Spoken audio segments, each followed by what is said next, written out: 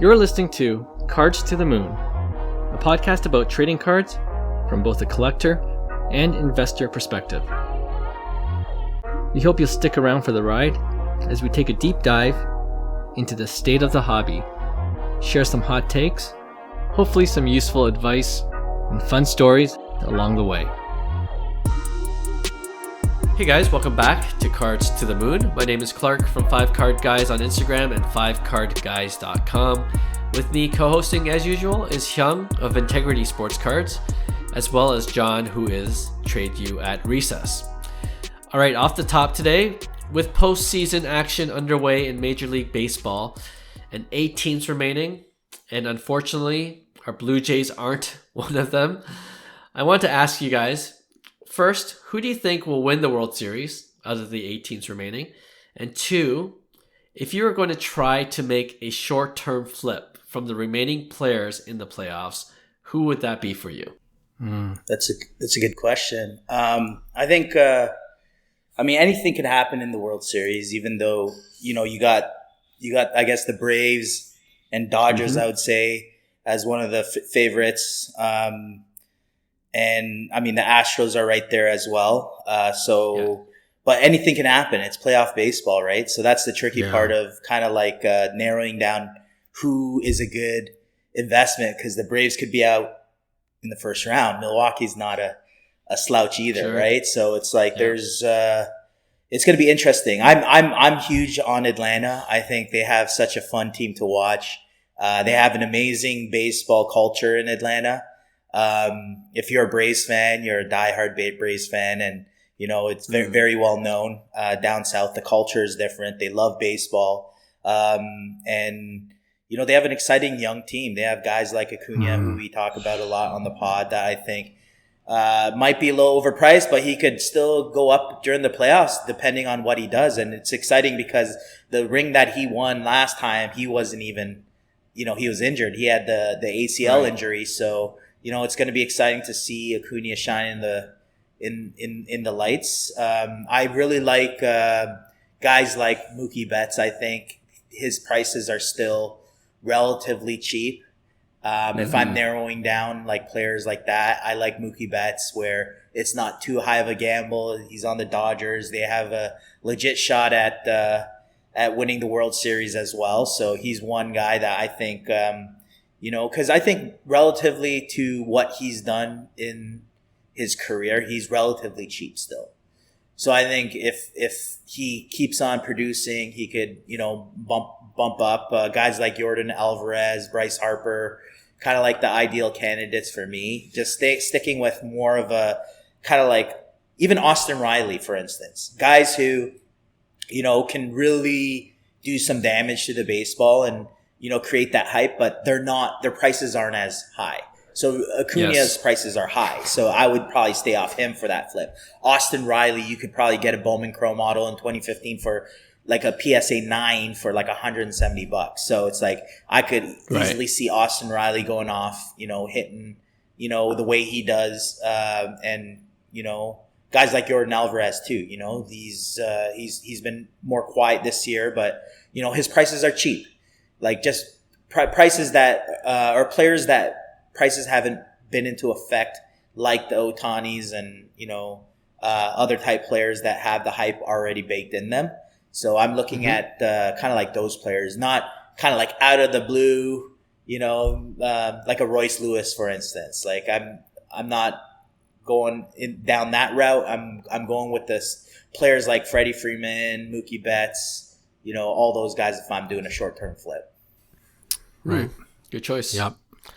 I think Hyung is right in that if you choose the teams that have very low odds of making it deep, you're in some trouble, because if you had picked Royce Lewis I heard some people saying Josh Young, like, kind of going for a rookie and hoping for the best. I feel like it's a trap, because most of the cards probably have seen like a slight bump because of a bit of playoff hype.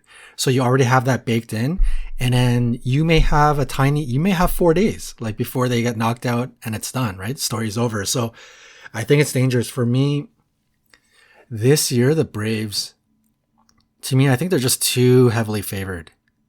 And I think because people also think that, I don't think people would be targeting anything other than Braves players, if we're being honest, right? So I feel like, like Hyung said, Austin Riley, Matt Olson, Acuna, Acuna is probably super expensive, but even still, I think I'd still rather do Acuna than pick a team that will get knocked out. Maybe my secondary team would be on the other side of the token that would make the World Series, and that would probably be Houston, I'm guessing is the best odds.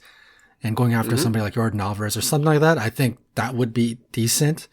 But I think the hype is so on the Atlanta Braves to win it that it would be difficult for anything other than an Atlanta Brave player to gain some sort of hype or notoriety in the playoffs, unless something really, really special happens, right? Jordan hits a game-winning, like a walk-off home run, and then 2 nights later he does another walk-off home run.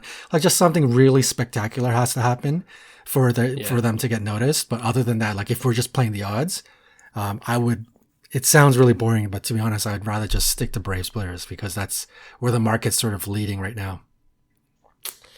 Yeah, I mean, that's not a surprise. And just to make this a little more exciting in terms of the segment, I'm not going to choose the Braves. I'm going to go a little bit outside of the box. Obviously I agree with you. I feel like the Braves are going to come out on top from the National League side of things. I think in the World Series, anything could happen, even if the Braves are favorite, right? So I was looking at the American League, and I think Baltimore Orioles, I think they could surprise a few teams. I know right now the Astros are definitely favored, but they're not favored that much higher than the Orioles, who are, I believe, second. It's not like the Braves are, in the National League, they're heads over shoulders over, the Dodgers are close, but those two are on their own tier, right? But in the AL, everything's kind of close, Right. So I'm looking at the Orioles. Gunnar Henderson, I think he might be a good play. If the Orioles do make it, hotshot rookie like Gunnar having a great season, and if he does well in the postseason, I think that could be a good short-term flip. On the National League, I did think of someone on the National League, though. I don't know what it is, but the Phillies, I'm scared of. I know they're playing the Braves, but the Phillies in the playoffs with their fans. Their stadium was rammed against, it was electric. Right. Yeah. Electric. And I think that's like the intangibles that you can't really, factor into the game, but I believe in that stuff, so, and the Phillies are like, they've been in the playoffs before, it's not like they're doing this for the first time. So at least they have the veterans that can, Harper, obviously. Trey Turner's been doing really well the last half of the season. And I think he's being slept on. So my second choice is going to be Trey Turner. I think he's going to come up big. I like that. Especially if the Phillies... Yeah, especially if the Phillies can overcome the Braves, Trey Turner's going to be a major player. So, and his Bowman Chromes are cheap. Like I just saw Blue Refractor. Its list price is $9.99, but sold for $500 a month ago. A Blue Refractor Bowman Chrome VGS 9.5. Yeah, it's an amazing deal. And if I'm going to choose from a Braves player, I'm not going to choose Acuna because you mentioned, he's already high, and I think there's a cap in terms of what kind of flip you can make. You know who's being slept on? Huge. The guy just led the league in home runs. Matt Olson. He is. His orange refractor, BGS 9.5, numbered to 25, obviously, sold for $3,800 September 27th. And his base auto, $200. Like, it is ridiculous how much, like, Matt Olson is flying under the radar. Yeah. And, if he hits bombs like he can, obviously, in a timely manner, you were saying Jordan Alvarez, John, I could see Matt Olson coming, like, hitting key homers. Right. Yeah, like throughout the playoffs, right? And I think I'm hoping to bump his value if he continues to hit bombs throughout the playoffs. So Matt Olson's my other guy. Criminally underrated in my point of view. Yeah. And the Braves are amazing. Like, they lost Freddie Freeman, but they replaced him with Matt Olson. The Braves know what they're doing. It's ridiculous. Yeah. Anyway, that was a fun exercise. We'll see how the rest of the playoffs shake out. Too bad the Jays couldn't. So frustrating watching the Jays. God. That was a tough one. Scoring 0 runs. It's kind of like watching the Leafs. I remember Anyway, I won't go there. They just have a hard time scoring in the playoffs. When it counts, they have a hard time producing. It's ridiculous. My feed was absolutely blowing up. Just so much absolute emotional damage to many people. Just they were venting. People who've never posted in years are just screaming their emotions. You know what they felt of what happened to the Jays. It was a tough one, but it is what it is, right? It's not. I'll just put it this way: just coming from someone inside of baseball, been around the game, it's not that easy. Baseball's very, very tough, guys. Okay? Give Vladdy a break. Like, he's still young. He needs to learn from these mistakes. You know, you could blame analytics. You could blame, the management, upper staff. But at the end of the day, if they ended up, producing some runs, it would have looked genius. Right? So it's like it all depends on kind of the perspective you look at it. So I'm not too bad. Like, it's expected. Toronto had a lot of holes that they needed to fill in to actually be an actual contender against some of these teams. And we got exposed to Minnesota, which they have a solid team too. They do. You know what I mean? So. Yeah, no, that's good. That's a good note. we all the fans talk like we could have just went into the game and did better ourselves. 100%. So, and that kind of reminds me of what Deion Sanders. You know how he's coaching the college team now, right? And he was on a panel and with I think Stephen A. Smith, and the question was, "What's the hardest thing you ever did? Like, was it playing baseball, or playing football, or coaching?" And then he didn't even hesitate. He's like, hitting that small baseball. Yeah.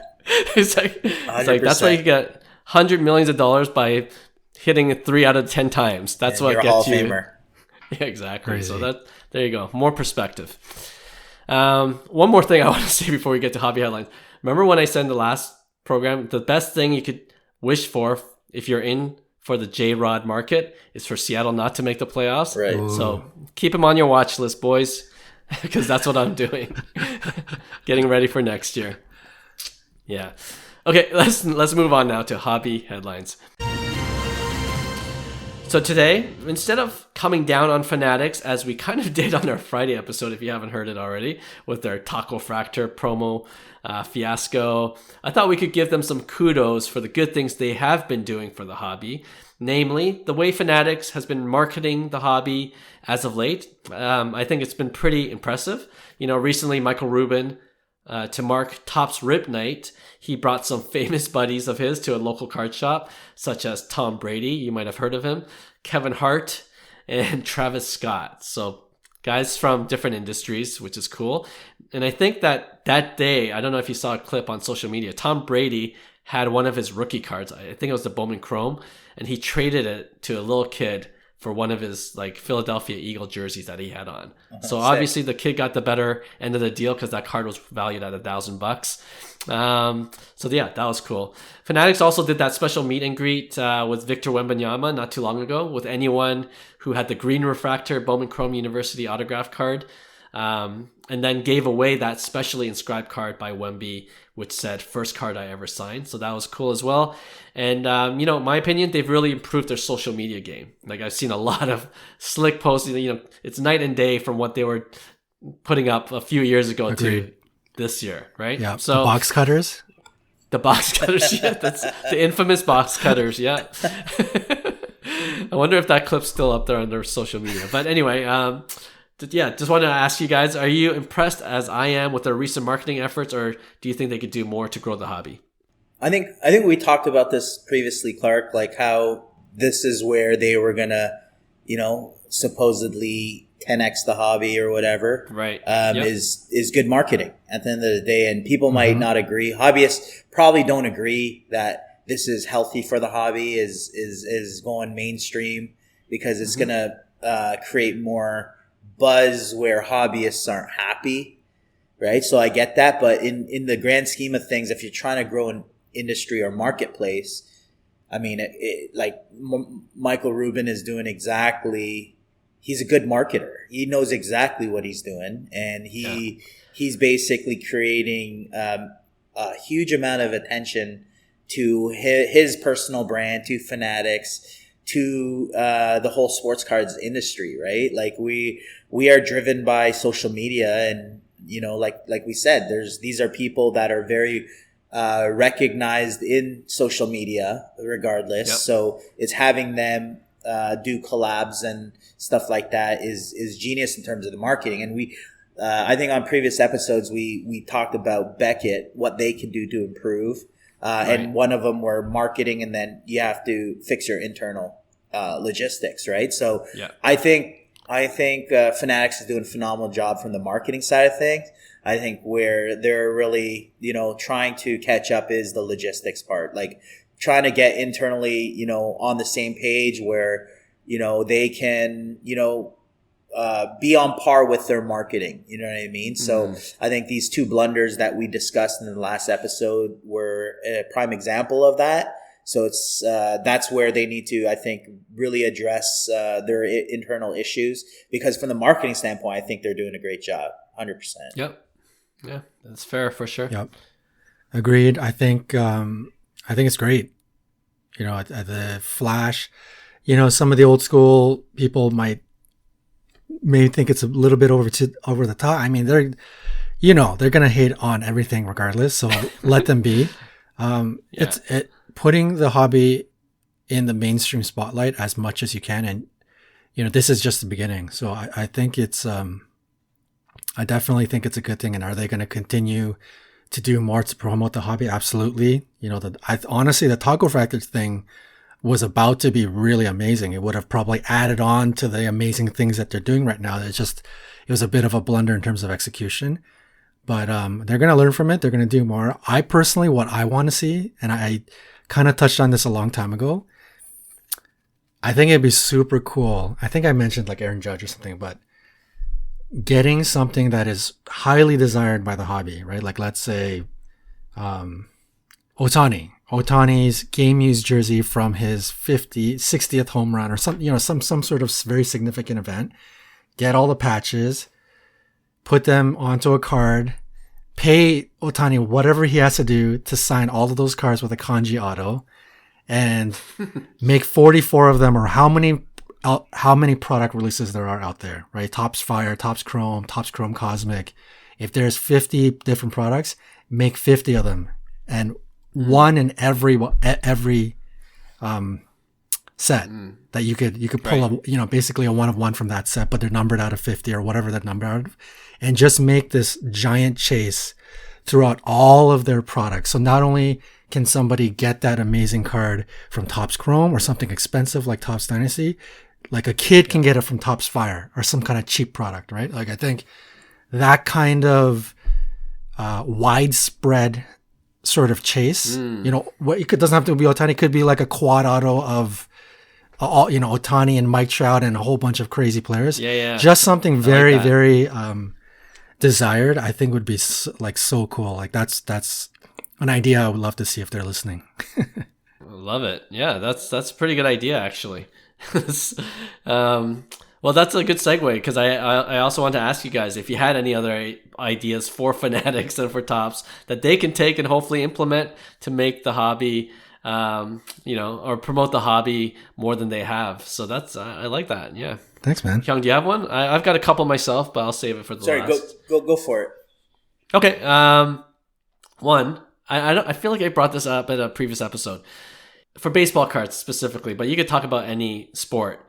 Just sell cards at the stadium, right? Like let there be a card store at every stadium, whether it's a Major League Baseball or football stadium or a hockey arena. Like, just get, it's an extension of marketing, right? Like getting your brand out there, and it almost seems like a natural fit. Like who wouldn't want to rip product while they're at the game? Take it back to your seat, ripping product, and then, it'll be a fun thing to do on top of, drinking beer and having hot dogs. Maybe if you have a high-end product, you don't want to eat around your cards, just in case. Yeah. But it'll be fun to do at the ballpark. And kind of on the same lines, my second idea is, while the players are already there at the game, why not have a session where they could, after the game, come and sign the cards, it's just an hour, maybe put that in their contract. They don't have to do it every game. The players take turns, Aaron Judge after a Yankees game. It's like, oh yeah, for an hour, I'm going to just be at the booth here. And then, you work out the logistics, who can go there to sign, have their card signed or memorabilia signed. That'll be, I think, a cool thing for, especially families that go there with kids, just we talk about how the next generation, how we're going to get them involved with the hobby. This could be one of those ways. So those are my two tops. You can take that as well. I think utility works really well. I think from the marketing standpoint, I'd seen New Era. So New Era's actually launching a line of apparel, like hats that are card themed. So they have iconic cards, and then you get a pack of cards with the purchase of a hat as well, right? So nice. Now mix in an apparel. I think that's pretty cool. I'm a hat guy, so having that I think helps as well, because I think just having the right people in that kind of industry of apparel. New Era is a huge brand. It's associated with baseball. It's the official baseball hat. And implementing that into kind of like the card world, I think it's a good idea. I personally like the designs because you get some pretty cool limited edition stuff, I think. And if you keep it fresh, keep it fast forward thinking, and then, do stuff like, comes with a pack of cards that you could potentially, again, you could implement utility in those specialty packs, right? Whether it's, McDonald's or New Era or whatever it is. They could have their own respective chase, right? Right. I like that. Good idea. While you're talking, I thought of another one. What is it? So the taco fractor cards.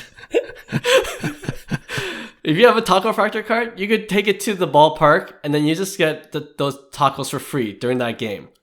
Right? Any taco? It's like, or Taco Bell. What?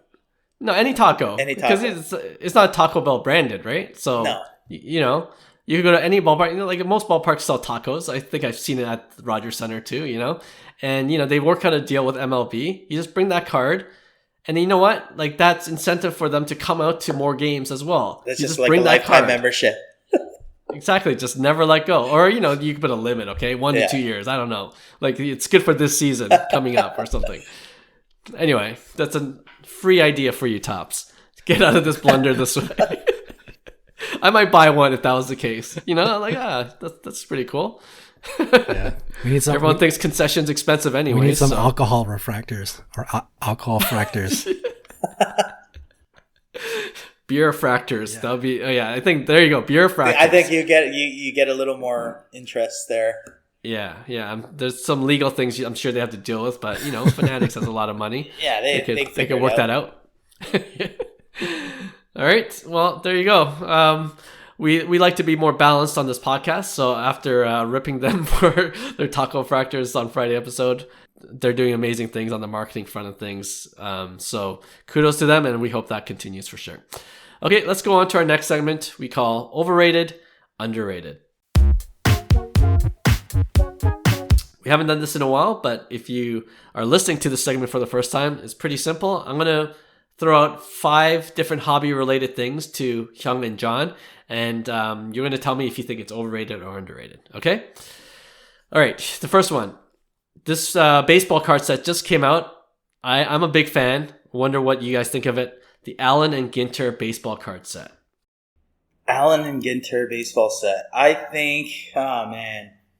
And for people that don't know, it's kind of like eccentric set, It's not just baseball cards. Right. Their subsets have like types of birds or types of stadiums. This is like very random. And also they have non-sports or non-athlete like celebrity autograph cards as well. Yeah. I think for the most part it is underrated, but like I think in general if you're a hobby snob, it's overrated. Right. You know what I mean? I think if as a collector there's cool stuff, but as like Bowman Chrome, Topps Chrome, like Allen Ginter, not interested, right? So I'm gonna say overrated. I'm gonna be the snob of this, but yeah. Okay, that's fair. Yeah, I could see Hyung's point. It doesn't necessarily get you excited. But I'm gonna say, I feel like I know where Clark's going, so I'm gonna go ahead and side with Clark and say it's underrated. I think the designs are very cool. Like, it's kind of taking you back to that sort of cigar era, way back in the day, like T206 vibes. Obviously, that's where they're getting their ideas from. And then the fact that very eccentric stuff like birds and stuff is whatever, but the fact that they put in sort of pop culture autographs and things like that, I think that's pretty neat. So I'm for it. It doesn't necessarily get you out of your seats, but is it underrated? I'm going to say yes. Yes, sir. It's super underrated, guys. Like Allen Ginter. Like when I got back into the hobby, it's one of those sets I always bought every year. Right. But to your point, like you can't get a lot of hits from it. Like it's really hard to pull, hits that are of any value. So you're doing it for the fun of it. Yeah. And, like all the ones that I have that are considered hits, like my Anthony Bourdain autographed card, which I got from an Allen Ginter that's pretty cool. set. Yeah, I got it on eBay for $35. Like it was very affordable back then, and unfortunately he passed and now it's going for a few thousand, Wow. So, but I like collecting celebs too, like, non-athletes as well. So it's the perfect set for me. And it's on card? And it's on card auto. Yeah. Underrated. Underrated. Yep. There you go. All right. All on card. There's no sticker autos, John, in the Allen Ginter set. I'm on board. I'm getting a box. And it's relatively cheap. It's $150, $160 every year. It's a cheap product to rip. I don't know what. All right. Some days I get the snobby version of you guys. Some days I get the collector. Which one is it, guys? Come on. Allen feels left out. Really? No, I'm not ripping Allen Ginter. It didn't even cross my mind. I'm thinking Bowman Chrome. Bowman Chrome and maybe taco fractor hunting and super fractor hunting. Okay, stop being a snob, buddy. Wait, there's Allen and Ginter Chrome now, right? There is Allen Ginter Chrome. You know what? That's overrated. That is overrated. Like the subsets of Allen Ginter. That's ridiculous. Yeah. Okay. But the original Allen Ginter, yeah. Okay, the next one is kind of related to Allen Ginter because you can get these as like case hits, cut autograph cards. Okay, so just generally speaking, cut autos. What do you think? Overrated or underrated? Let me take a look at these for a sec. Yeah. So and it doesn't have to be. I'm not talking about cut autos just from the Allen Ginter, but cut autographs in general. In general? Yeah. So and for people that don't know what cut auto is, it's... You want to explain that? Yeah, for the listeners, it's usually of like old time players or old celebrities where they have their autograph from a check that they wrote something long time random. ago, Yeah. And they insert it into the card. Yeah. They cut a document. Yeah, they cut the autograph off signed of the document or whatever it is and then put it onto a card. And then it's called... Hence the name. Yeah, cut autos, yeah. Let me just take a look at the checklist here. See what type of names we're talking about. Isn't there Jackie Robinson? Yeah, there's some... I think the cut autos may be different because there's some big names of some big-time people, and it's a cool little piece of history. Past presidents? Yeah, past presidents. You got George Bush, even Chris Farley. Jeez. There you go. Yeah. I'd say it's pretty cool. It's a cool thing if that's what you're into, So, like, going. I mean, I can't say it's overrated. Like, I would be thrilled to receive like a George Bush cut auto because I know that there's value in it, right? So I would say, because there's a market for it, I would say it's properly rated, but I still think it's overrated because of the price it goes for, right? It's like it's such a niche product that I don't know. I'm not a big fan of Allen and Ginter myself, so I can't say that it's underrated, right? And because there's a huge demand for it. If there was no demand for it, then it would be overrated, right? So I'm gonna still say, it's overrated. I'm going to say I do. First of all, I do think it's pretty cool, and if I would be very, very excited if I had a card like that. But I will say it's definitely overrated. If you got a Jackie Robinson, I remember seeing the video of the professional soccer player ripping with Michael Rubin or whoever he was ripping with, and he ends up getting the the card. Come on, like really, he actually gets that card. But aside from that, he gets it. And I think it's hype because I don't know, that Jackie Robinson 1-of-1 from Topps Dynasty or whatever it comes out of, it probably goes for like 10 grand. And you could probably buy a cut auto PSA authenticated on eBay of Jackie Robinson for a lot less. It's the same thing. It just didn't come from the chase, quote unquote, right? And that because it's a chase, it's probably worth 3x like a regular Jackie Robinson cut auto that off of, like you said, Clark, like off of a random check or a piece of paper that somebody had online that's authenticated. So is it overrated? Yeah, for sure. Because you can get literally the exact same product outside for a lot less. So, yeah. Yeah, you know what? I love cut autos, but I'm going to say it's overrated as well. So it's going to be a sweep. One incident that reminds me, remember when that Babe Ruth George Brett fiasco? Oh, yeah. That the card I forgot about that, yeah. was supposed to be Babe Ruth, but it was of George Brett, I think, right? And then they fixed it by putting another cut auto of Babe Ruth. So they had another one available, I guess. That. So I'm like... Yeah. So I'm like, I wonder how many Babe Ruth signed sheets they have in the back that they could they could make another card out of it. So that kind of made me think it's not as rare as we probably think it is. So I'm going to say it's overrated, but it does go for big bucks in general. Right. Okay. Third one. We talked about Bowman Chrome. Okay. This is for you, Hyung. The Pearl refractors. Have you guys seen what those are? It's yes. Pearl special packs that you get from the Bowman Chrome set. And, it's just a Pearl refractor. It's like a gray white shine. Wait, how do you get these packs? It's extremely rare. I think they're numbered randomly at a 10. Inserted. Yeah. Or something really low numbered. But I think I haven't seen a Pearl refractor because I haven't ripped too much Chrome, but from what I've heard, they're beautiful. Like absolutely stunning cards. But like I said, if you're looking at it from a snob perspective, it's not a true refractor. You're looking for I'd rather have an orange or a red any day, especially at that price point. These aren't cheap. The Pearl autos usually go for a premium.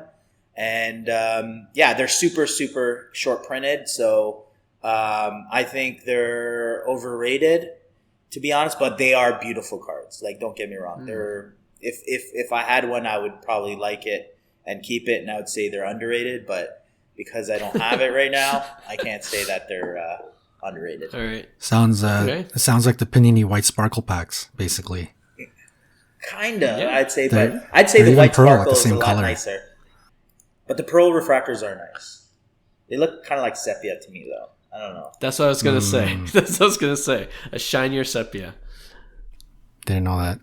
I think it's easy. I think it's overrated. If it's manufactured.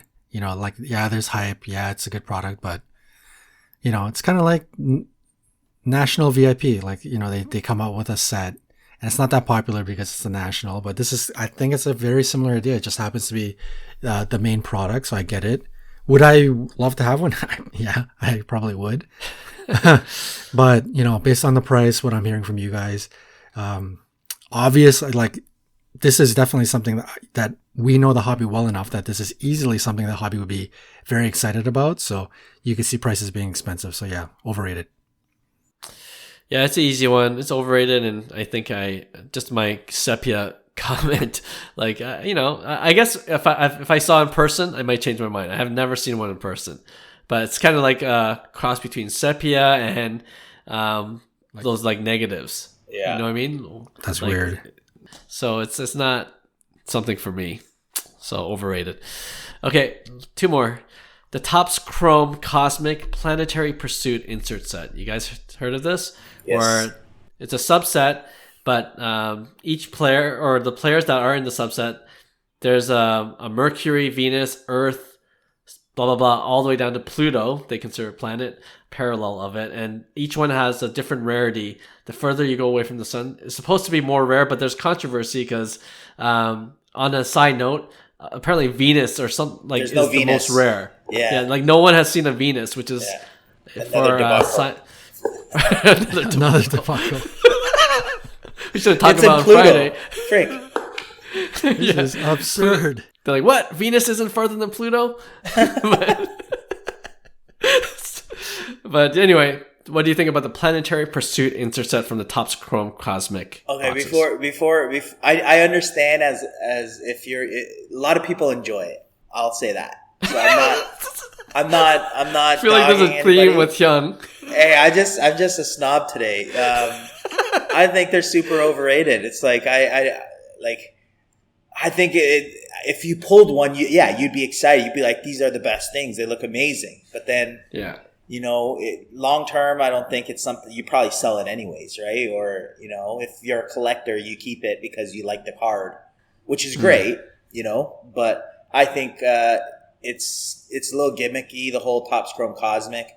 I'm not a fan. I stick with. I really like the Bowman Chromes and Topps Chrome. Like that's my jam. So anything outside of that, Topps Finest, Bowman's Best, maybe. But like for me, Topps Chrome Cosmic is a little push, so I'm out. Overrated. Yeah. Topps Chrome Cosmic. Oh. Trash. Hate it. Trash. He called it trash. Whoa, come on, man. I'm so tired of respect. Similar to Allen and Ginter Chrome. Like I love Chrome being a little bit more exclusive. Like they're just slapping Chrome on everything just to, because people know, like you see the word Chrome, you kind of get excited. Like the hobby likes the word Chrome, and they're really like watering down Topps Chrome. Like Topps Chrome this, Topps Chrome that, Sapphire update. Like it's just a little too much. And then coming out with Cosmic, I think the year before they had a different product that was Chrome and Sonic. So I'm just not a fan of this sort of like oversaturation of such a special cardstock, Topps Chrome, like especially that branding Topps Chrome. So I'm not a fan of that. That's why, like I don't mean to pick on Cosmic, but that's why I kind of call it trash. Now, in terms of the idea of the fact that it is cosmic and it's like furthest from the sun, making a parallel in that sense, I think that's a great idea. That's a very unique way of distributing parallels. That's so much better than just the way Prism, like white sparkle, donut circles, like just complete meaningless, ridiculous parallels. I think in terms of the execution of the parallels, great, fantastic idea. But, overall, I'm getting a little tired of seeing all these sort of like Topps Chrome subsets, but yeah, overrated overall. Yeah, I hear ya. I think it's slightly underrated. I love, like, to your last point, John, right, like the thinking behind the parallels, like, I think that's not, there's not enough credit for the thing, whoever thought of that. Right. That's like, okay, there's some thought super into cool. that parallel system. I like it. Mm-hmm. Right? Other than that, they screwed up with Venus, apparently. Like, if they didn't screw up, it would have been perfect execution.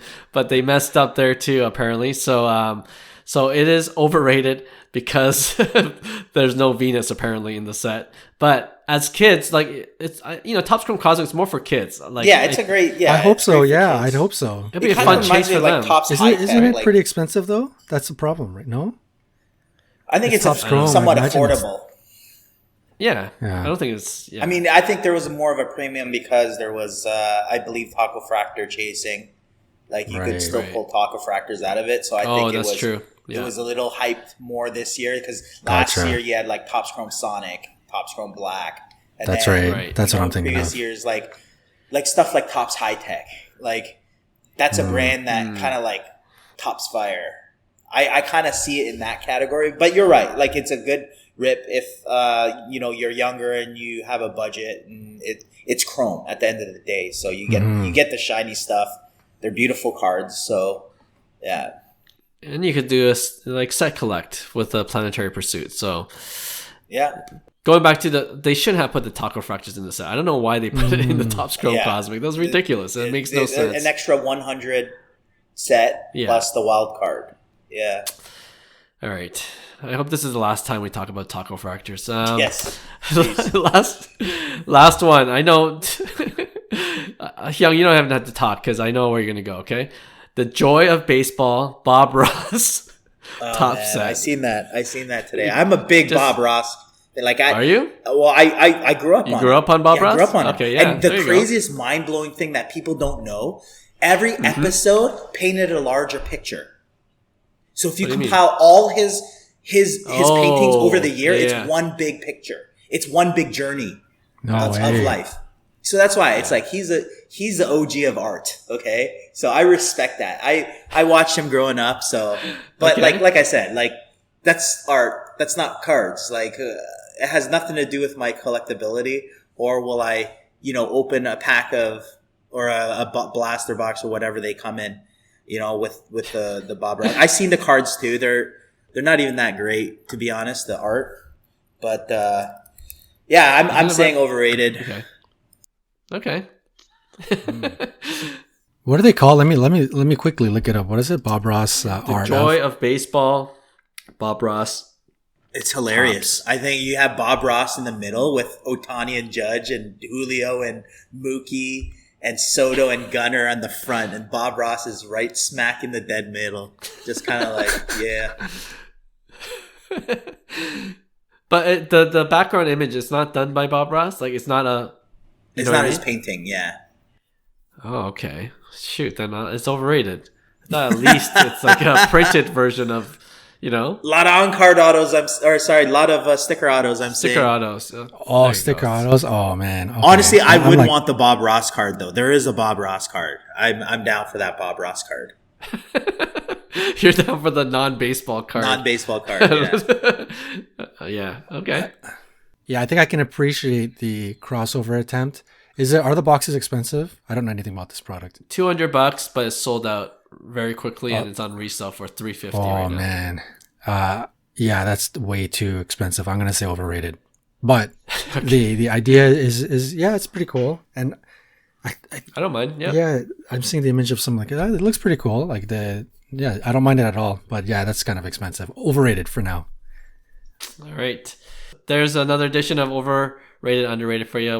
We'll do this again soon in a future episode. All right, let's end off with our regular weekly segment we call Pick One.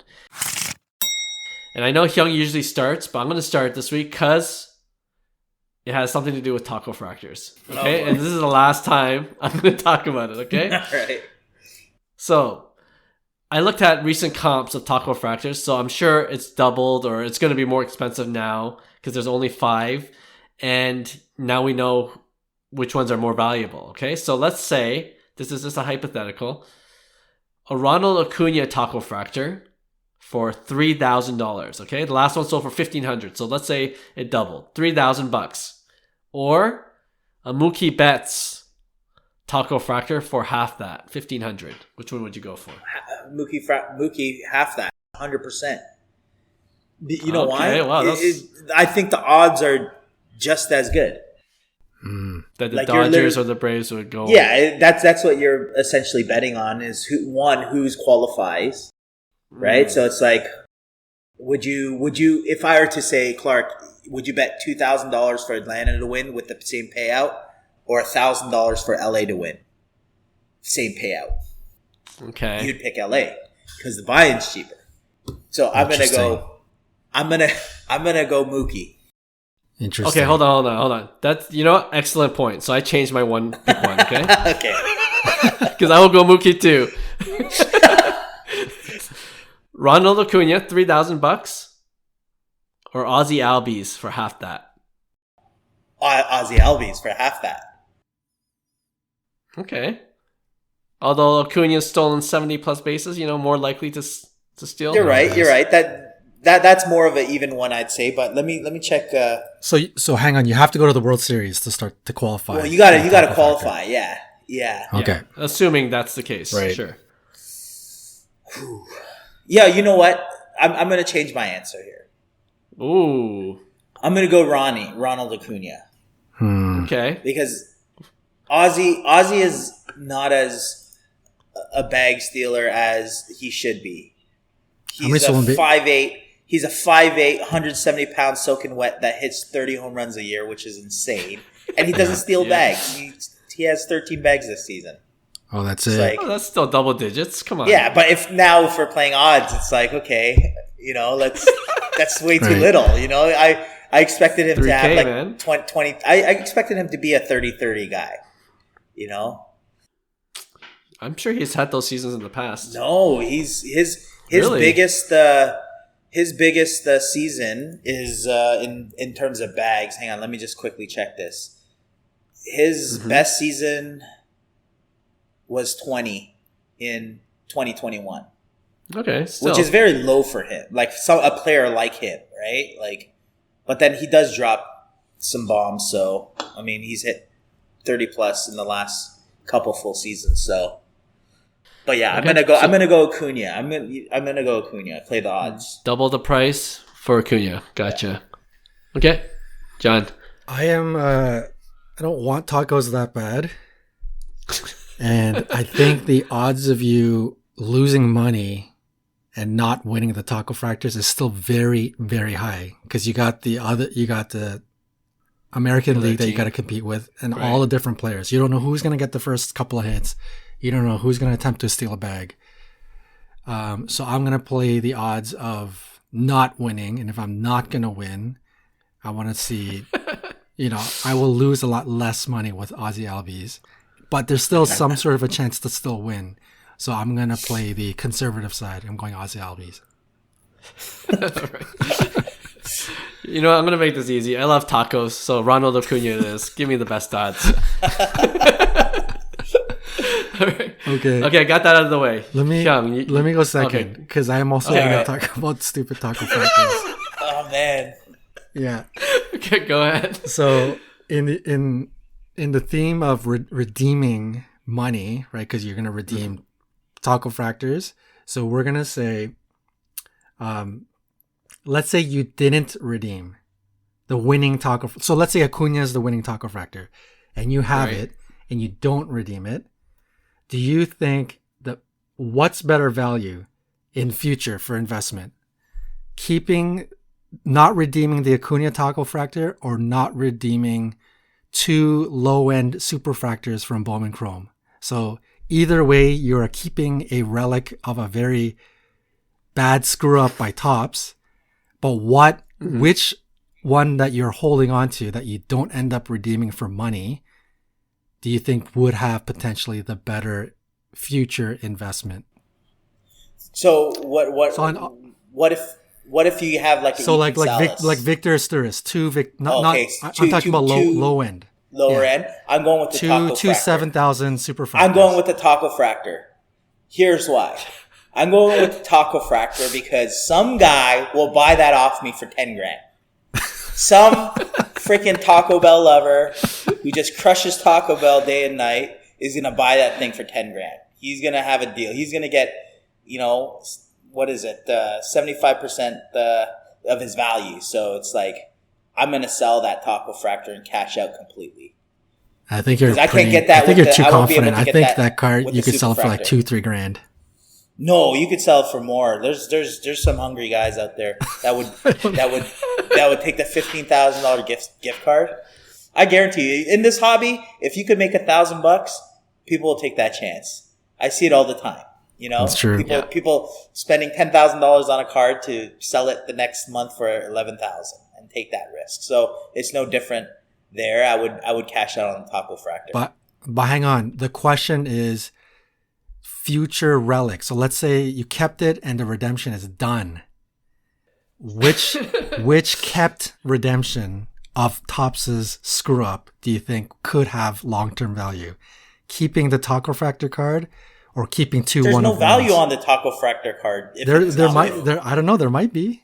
No. John, I'll sell you all the taco fractors you want, buddy. the winning taco fractors. So like, but if you don't claim it, it's worthless. Like they close it off. They're like, I'm sorry. It's like, would you rather have an Ohtani redemption auto that's expired, or an auto that's not expired? Right. That's true. But I would say, I'm sticking with my answer. Taco fractor, it is.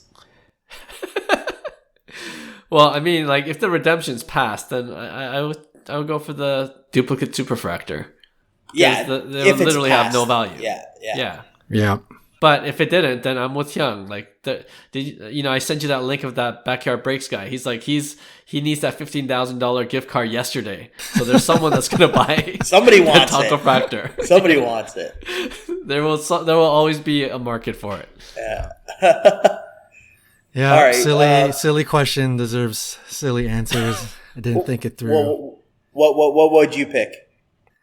I just thought it was originally, my original thought was maybe this is a fun way of one of the two relics that you ended up keeping of such a big mistake. On the one hand, you have rarity because the taco factor would be numbered out of 5. And presumably, if the 4 others got pulled, you would have the only one. So you would have the only one, right? So you may potentially have one of a pretty fun, stupid relic of the past. Or you could have 2 super refractors. And I don't know, you may also be the only one then too. I don't know, but I think I would go with the super refractors, but because the fact that it's a super refractor, but yeah. Silly question. All right. Hyung, I hope you have a more serious one. I have somewhat of a serious one. We talked about, I think it was earlier in the show, some underrated buys on playoffs or during MLB playoffs. And I had actually 4 cards, including Austin Riley and who was the other guy? Mookie Betts. I'm going to eliminate them. Okay. And I'm going to go back to Bryce Harper. His Bowman Chrome autograph 9.5, his base auto. It's True Gem Plus.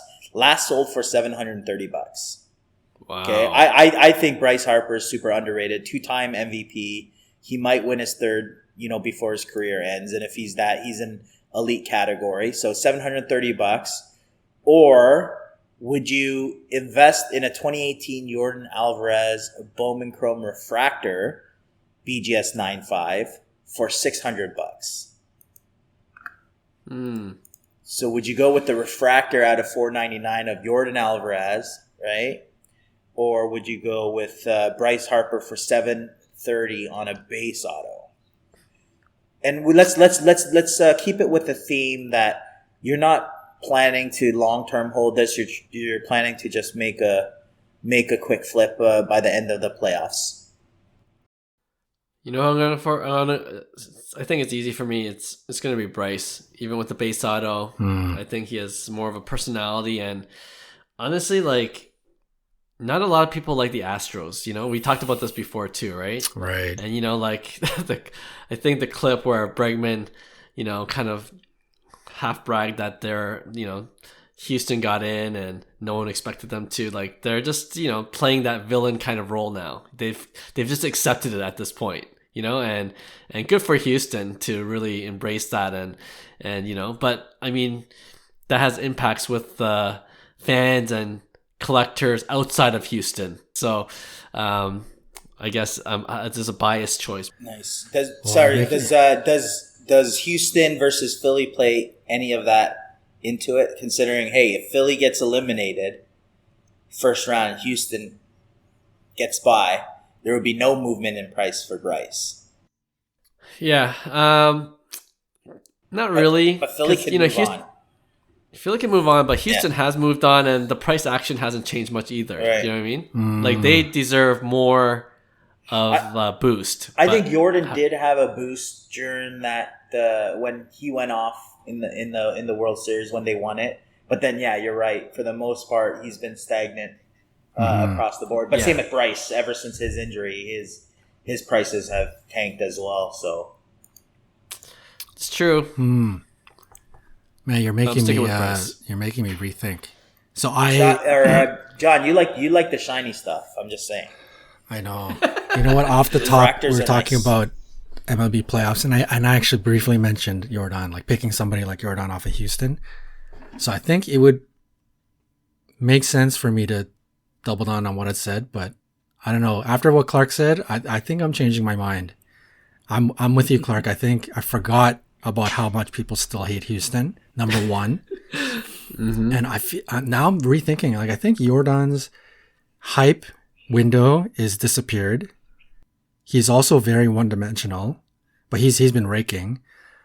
But somebody like Yordan and somebody like our boy Luis Robert, at this point in the hobby, it's going to take a lot for them to get noticed. I think on the other side, Bryce Harper, they may be one and done. They might not even make it past the next round.